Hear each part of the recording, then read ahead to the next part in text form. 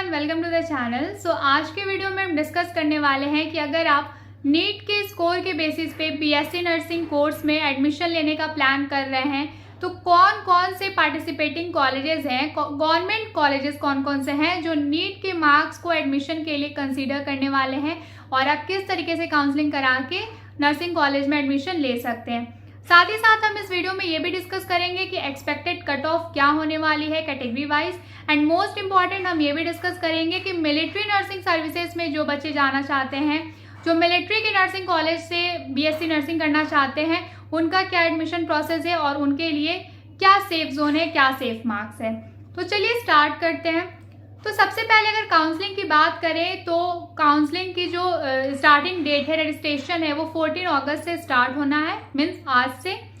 और दूसरी बात ये कि हम सबसे पहले दिल्ली के कॉलेज से स्टार्ट करते हैं। तो दिल्ली की बात करें जो कि मतलब बीएससी नर्सिंग कोर्स के लिए आपको काउंसलिंग में पार्टिसिपेट कर रहे हैं, वो कॉलेज काउंसलिंग में पार्टिसिपेट कर रहे हैं। तो देखो होता ये है कि जो नीट की काउंसलिंग होती है वो दो तरीके की होती है, एक ऑल इंडिया कोटा की होती है और एक स्टेट कोटा की होती है। तो जब बात बीएससी नर्सिंग की आती है तो वो ऑल इंडिया कोटा के थ्रू ही बीएससी नर्सिंग की काउंसलिंग होती है, बट जो दिल्ली के कॉलेजेस होते हैं वहाँ पे सिर्फ स्पेसिफिकली दिल्ली के कॉलेजेस में all India quota as well as state quota दोनों की काउंसलिंग के थ्रू स्टूडेंट्स को एडमिशन मिलता है। ऐसा इसलिए होता है कि दिल्ली में नर्सिंग कॉलेज के लिए स्टेट लेवल पे कोई भी स्पेसिफिक एग्जाम नहीं होता है, नर्सिंग एंट्रेंस एग्जाम नहीं होता है। जो भी एडमिशन मिलता है नीट के स्कोर के बेसिस पे ही मिलता है। जबकि अदर स्टेट्स की बात करें, जैसे कि उत्तर प्रदेश, मध्य प्रदेश या किसी भी अदर स्टेट की हम बात करें या बिहार की बात करें, तो स्टेट लेवल पे गवर्नमेंट स्टेट के जो कॉलेजेस होते हैं उनके लिए एग्जाम कंडक्ट होता है। तो उस एग्जाम के थ्रू बीएससी नर्सिंग में स्टूडेंट्स को एडमिशन मिल जाता है। सिंस दिल्ली में ऐसा कोई एग्जाम नहीं होता है, इसलिए दिल्ली के बच्चों को ये एक तरीके से बेनिफिट होता है कि अगर वो नीट को मतलब नीट में अच्छा स्कोर लाते हैं तो उनको all India quota as well as state quota के थ्रू दिल्ली के अच्छे गवर्नमेंट नर्सिंग कॉलेजेस में एडमिशन मिल जाता है। तो जो दिल्ली के कॉलेजेस हैं वहाँ पे all India quota as well as state quota चलेगा, मीन्स जो कि बच्चे दिल्ली के रेजिडेंशियल होंगे उनके लिए ज़्यादा बेनिफिशियल होगा। But apart from Delhi, means जो बच्चे बाहर से हैं, दिल्ली के नहीं हैं, वो भी इस काउंसलिंग में ऑल इंडिया कोटा के थ्रू इन कॉलेजेस के लिए अप्लाई कर सकते हैं। तो देखते हैं कि कौन कौन से कॉलेज हैं दिल्ली के। तो दिल्ली के टोटल 8 कॉलेज हैं जो कि नीट के मार्क्स को कंसीडर करते हैं एडमिशन के लिए, और ये सभी कॉलेजेस टॉप लेवल के हैं, क्योंकि वैसे भी हमें पता है कि दिल्ली में बेस्ट कॉलेजेस हैं और नर्सिंग के जितने भी सारे गवर्नमेंट कॉलेज मैं आपको बता रहा हूँ ये सब टॉप के कॉलेजेस हैं। तो अगर आपको इनमें से किसी भी कॉलेज में एडमिशन मिलता है तो आपका एकेडमिक लाइफ कहूँ या फिर आपका जो भी आपकी लर्निंग होने वाली है in future in the field of nursing वो बहुत ही अच्छी होगी, A1 ग्रेड की होने वाली है। तो लिस्ट ऑफ कॉलेजेस की बात करें तो टोटल नंबर ऑफ कॉलेजेस 8 हैं, जिसमें कि सबसे पहले आपका आता है doctor RML Ram Manohar Lohia College of Nursing.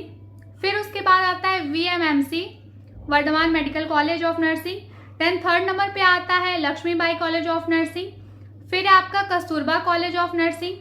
देन है Saint Stephen College of Nursing. फिर नाइटिंगेल कॉलेज ऑफ नर्सिंग। फिर Lady Hardinge medical college of Nursing and last but not least Rani Amrit Kaur College of Nursing. In 8 colleges के लिस्ट में एक और चीज आपको ध्यान देने की जरूरत है, वो ये है कि वैसे तो सारे कॉलेजेस में कोएड है, मीन्स गर्ल्स भी as well as boys aspirant या कैंडिडेट काउंसलिंग में अपीयर हो सकते हैं। बट इन 8 कॉलेजेस के लिस्ट में से 2 ऐसे कॉलेज हैं जिसमें सिर्फ और सिर्फ गर्ल्स कैंडिडेट ही अलाउड हैं एडमिशन के लिए, और वो 2 कॉलेज है आपका नाइटिंगेल कॉलेज ऑफ नर्सिंग और Lady Hardinge medical college of nursing. Means 8 college के लिस्ट में से 6 कॉलेज ऐसे हैं जिसमें girls candidate as well as boys candidate दोनों काउंसलिंग में अपीयर हो सकते हैं एडमिशन के लिए। लेकिन नाइटिंगेल कॉलेज ऑफ नर्सिंग और Lady Hardinge medical college of nursing student की मैं बात कर रही हूँ, इसमें सिर्फ और सिर्फ गर्ल्स कैंडिडेट ही अप्लाई कर सकती हैं काउंसलिंग के लिए, क्योंकि यहाँ सिर्फ ये गर्ल्स कॉलेज है। ठीक है, अब आगे बात करते हैं दिल्ली के बाहर कर्नाटका में मीन साउथ में आपके 2 कॉलेज हैं, जो नीट काउंसलिंग में पार्टिसिपेट कर रहे हैं, जिनके थ्रू आपको एडमिशन मिल सकता है ऑल इंडिया कोटा के थ्रू। तो इसमें है सबसे पहले आपका ESIC गुलबाग एंड दूसरा है ESIC बैंगलोर। ठीक है, कर्नाटका से 2 college, 2 institute, 2 nursing institute participate कर रहे हैं काउंसलिंग में, जिसमें से कि पहला है ESIC गुलबाग और दूसरा है आपका ESIC बैंगलोर। ठीक है, आगे बात करते हैं भोपाल से एक कॉलेज है जो कि BMHRC कॉलेज ऑफ नर्सिंग है। और अब मैं जिस कॉलेज की बात करने वाली हूँ, ये कॉलेज में एडमिशन लेने का मतलब अगर मान लो 80% में से अगर हम बात करें जितने भी नर्सिंग कैंडिडेट जाने वाले हैं नीट काउंसलिंग में अपीयर होने वाले, उसमें से अराउंड 55% स्टूडेंट इस कॉलेज में जाना चाहते हैं। वो है कॉलेज वाराणसी का बेस्ट कॉलेज, या फिर कहूँ पूरे इंडिया का बेस्ट कॉलेज वाराणसी में BHU बनारस हिंदू यूनिवर्सिटी। ये कॉलेज बहुत ही अच्छा है। अगर आपको यहाँ के नर्सिंग कॉलेज में एडमिशन मिल जाता है तो आपकी एकेडमिक लाइफ, मतलब जो आप 4 साल का अपना एकेडमिक लाइफ स्पेंड करने वाले हो, 4 साल BSc नर्सिंग में देने वाले हो, वो मतलब आपकी लाइफ का बेस्ट 4 ईयर होने वाला है अगर आपको BHU में एडमिशन मिल जाता है तो। वैसे सारे कॉलेजेस अच्छे हैं जितने भी गवर्नमेंट कॉलेज पार्टिसिपेट कर रहे हैं, बट मेरे अकॉर्डिंग, मेरे व्यू के अकॉर्डिंग देखा जाए, क्योंकि देखो बनारस एक तो सिटी बहुत अच्छी है, बहुत ही ओपन माइंडेड लोग यहाँ रहते हैं, एनवायरनमेंट बहुत ही अच्छा है इस कॉलेज का, इस यूनिवर्सिटी का, साथ ही साथ ये कॉलेज बहुत अच्छा है, यहाँ की फैकल्टी बहुत अच्छी है, और एकेडमिक करिकुलम की बात करें तो वो भी बेस्ट है। तो ये कुछ कॉलेजेस थे जो नीट काउंसलिंग में पार्टिसिपेट कर रहे हैं। तो रजिस्ट्रेशन 14 अगस्त से स्टार्ट हो रहे हैं, मीन्स आज से स्टार्ट हो रहे हैं, तो आज से आप अपने काउंसलिंग के लिए रजिस्ट्रेशन कर सकते हैं। ठीक है, तो मैंने जो कॉलेजेस बताई हैं इसकी कट ऑफ अगर अब हम डिस्कस करें तो देखो, जनरल की बात करें तो वैसे तो एक बात क्लियर कर दूं कि ये जो भी कट ऑफ मैं आपके साथ डिस्कस कर रही हूँ, ये सारी चीज़ें एक्सपेक्टेड है, क्योंकि इस बार रिजल्ट में, रैंक में कितना फ्लक्चुएशन आया है ये हम सब ने देखा है, रिजल्ट में कितना स्कैम हुआ ये हम सब ने देखा है। तो मैं जो भी मार्क्स या कहूँ कि जो भी मैं रैंक बता रही हूँ वो एक एक्सपेक्टेड है। ठीक है, तो आप अपने अकॉर्डिंग थोड़ा बहुत 10-20 नंबर अगर आप फ्लक्चुएट करते हो इस एक्सपेक्टेड कट ऑफ से, तो भी आप एक बार काउंसलिंग में अपीयर जरूर होइएगा, क्या पता लास्ट राउंड आते आते तक आपको कॉलेज अलॉट हो जाए। तो अगर मैं जनरल की बात करूं तो to be very honest, BSc nursing course के लिए अगर आपको अच्छे गवर्नमेंट कॉलेज में एडमिशन चाहिए तो एटलीस्ट आपको 500 प्लस मार्क्स आपके होने चाहिए नीट में। 500 प्लस मीन्स अगर आपके 500 से लेकर के वैसे तो 550 तक होना चाहिए, बट अगर आपके 520, 530, 545 इस तरीके से आपके मार्क्स हैं तो आप ज़रूर नीट काउंसलिंग में अपीयर हो जाइएगा, रजिस्ट्रेशन करिएगा, चांसेस हैं कि आपको अच्छे कॉलेज मिल जाएंगे, अच्छा कॉलेज अलॉट हो जाएगा। वही बात करें अगर हम OBC means reserve category, OBC या EWS की, तो इसमें बहुत ज़्यादा वेरिएशन नहीं होता है। हम 470 प्लस मार्क्स अगर हैं आपके, चाहे आप OBC कैटेगरी से बिलोंग करते हो या फिर आपके पास EWS सर्टिफिकेट है, तो भी आपको 470 प्लस मार्क्स आपके होने चाहिए। मीन्स अगर 470 से लेकर के 500 तक आपके मार्क्स हैं तो आप सेफ जोन में हो, आप काउंसलिंग के लिए ज़रूर अप्लाई करना। वही बात करें अगर हम SC और ST कैटेगरी की, तो SC कैटेगरी के कैंडिडेट्स को एटलीस्ट 400 प्लस मार्क्स अगर उनके होंगे तो उनको कॉलेज मिलने के चांसेस हैं। और वही बात करें अगर हम ST कैटेगरी की, तो उनके 300 प्लस मार्क्स अगर हैं तो ऐसे कैंडिडेट भी काउंसलिंग में ज़रूर पार्टिसिपेट करें। एक और बात बता दूं, अगर 300 से कम आपके मार्क्स हैं, मीन्स देखो अगर आप जनरल कैटेगरी से बिलोंग कर रहे हैं तो अगर आपके मार्क्स 500 से कम है या फिर कहूँ कि 480 से कम है, तो इस काउंसलिंग में टाइम वेस्ट करने से बेटर है कि आप नेक्स्ट ईयर के एग्ज़ाम के लिए या फिर अदर किसी एग्ज़ाम के लिए आप प्रिपरेशन करें। इसी तरीके से बाकी जो कैंडिडेट हैं, मतलब कि अगर आप OBC या EWS से बिलोंग करते हैं तो अगर आपके मार्क्स भी 470 जैसे मैं एक्सपेक्टेड बता रही हूँ, बट फिर भी अगर आपके मार्क्स 450 से कम हैं तो आई डोंट थिंक कि आपको अपना टाइम वेस्ट करना चाहिए, आपको अदर किसी एग्जाम के लिए प्रिपेयर करना चाहिए, या फिर आपको अगर नेक्स्ट ईयर नीट के थ्रू BSc नर्सिंग कॉलेज में एडमिशन लेना है तो अभी से अपनी तैयारी आपको शुरू कर देनी चाहिए।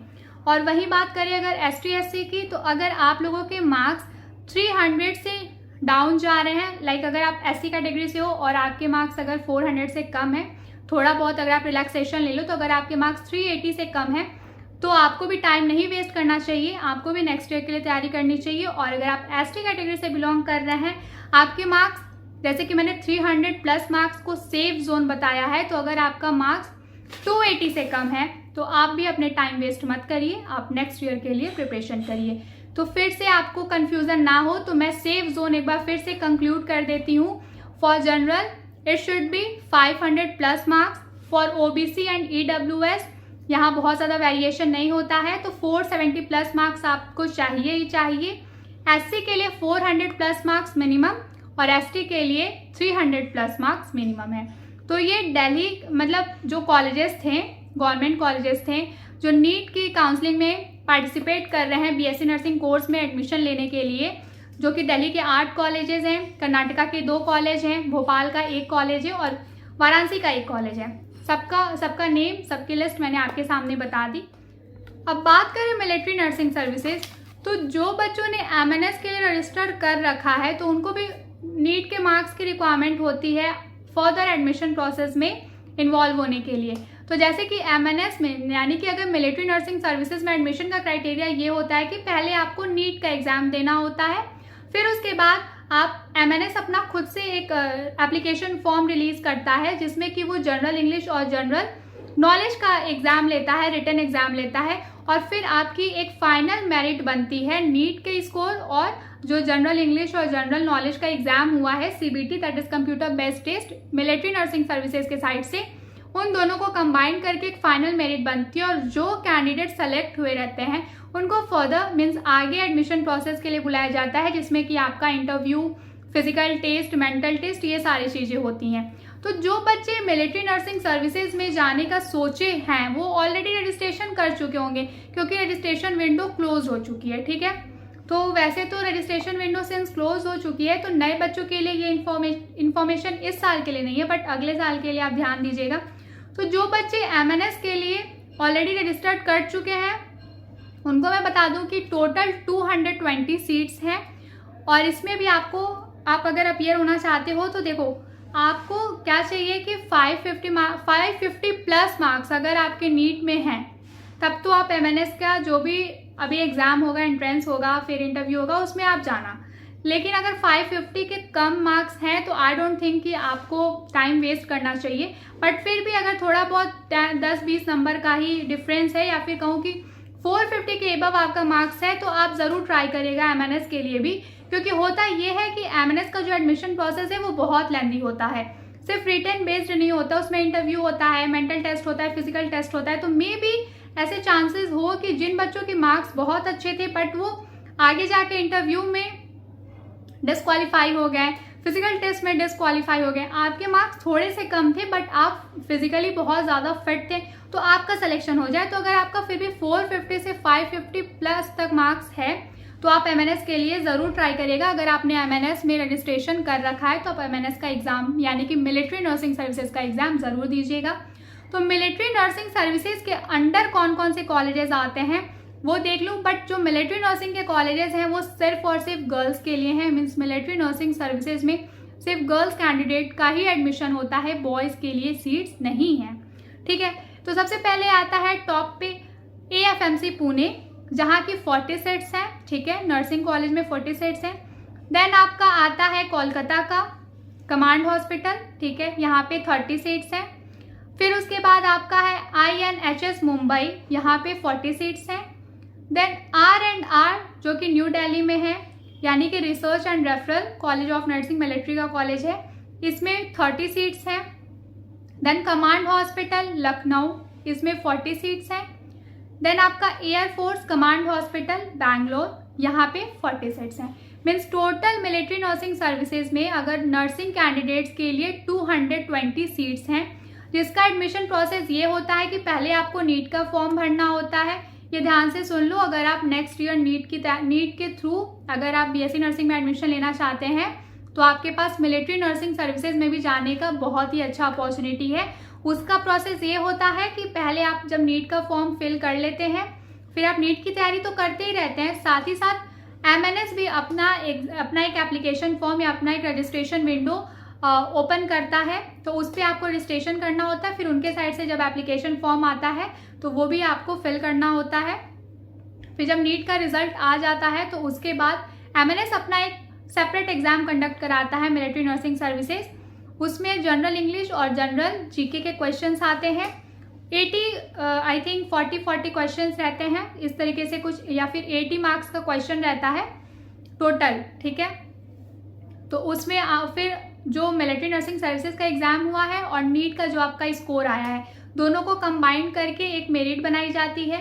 फिर उसके बाद जैसे 220 सीट्स हैं, फिर उसके बेसिस पे कैंडिडेट्स को बुलाया जाता है। अगर जो बच्चे सेलेक्ट हुए हैं जिनका रिटन में अच्छा मार्क्स आया है, उनको इंटरव्यू के लिए बुलाया जाता है।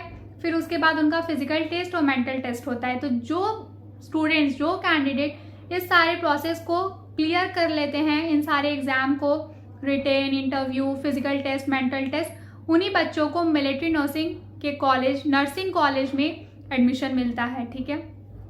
ये एक बहुत ही अच्छी अपॉर्चुनिटी है नर्सिंग स्टूडेंट्स के लिए जो मिलिट्री में जाना चाहते हैं, मिलिट्री सर्विसेज में जाना चाहते हैं। तो इस पे हम कभी डिटेल में बात करेंगे, क्योंकि जिन बच्चों को जाना था उन्होंने ऑलरेडी रजिस्ट्रेशन कर रखा होगा।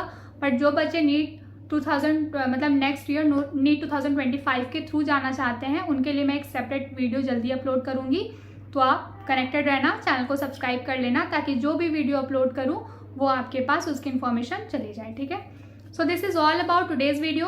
तो कौन कौन से कॉलेजेस पार्टिसिपेट कर रहे हैं apart from military nursing services, वो मैंने सारी लिस्ट आपके साथ शेयर कर दी है। बट फिर भी अगर आपको कोई कन्फ्यूज़न हो तो आप अपने डाउट कमेंट सेक्शन में मेंशन कर सकते हैं।